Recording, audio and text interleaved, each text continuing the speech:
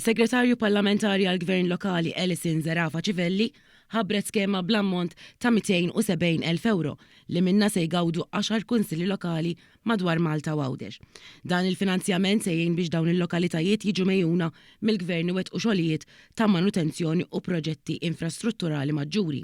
Il-proġetti mażulin ivarjaw minn manutenzjoni u sosten ta' ġonna, żoni miftuħa għall-attività fiżika, tawwil ta' siġar, installazzjoni ta' fanali ta' toroq u manutenzjoni ta' binjiet pubbliċi. Fost oħrajn.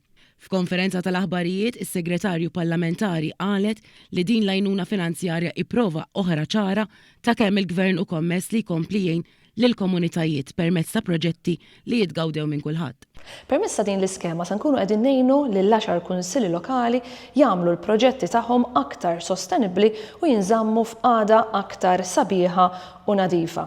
Għaldaqstant permezz tad-diviżjoni tal-Gvern lokali madwar 270,000 euro se jkunu qegħdin jinqasmu ma' dawn l-10 kunsili lokali biex ikunu r-residenti li jgawdu minn proġetti sbieħ fil-lokalitajiet tagħna. Il-lokalitajiet li benefikaw minn din l-iskema huma dawk ta' Bormla, Ħal-Qormi, Birzebbuġa, Il-Gudja, Il-Ħamrun, Santa Luċija, Santa Venera, Is-Siġġiewi, L-Imqabba u Żebbuġ Għawdex.